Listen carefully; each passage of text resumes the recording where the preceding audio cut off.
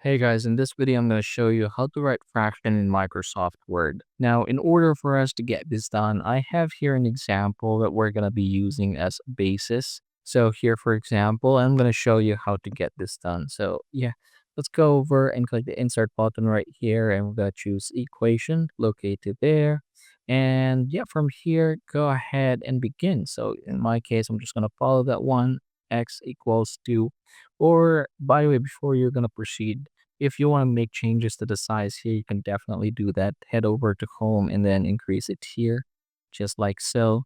And yeah, we can proceed. Now, again, I'm going to head over back here to the equation and I'm going to use fraction. Now, there are different fraction formula we can use.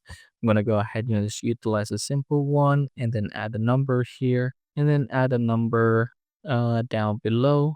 Say, for example, like that. And then I'm going to go ahead and use the right arrow on my keyboard and then write equals here again. And then still use the same function. There you go. And 2 over 3.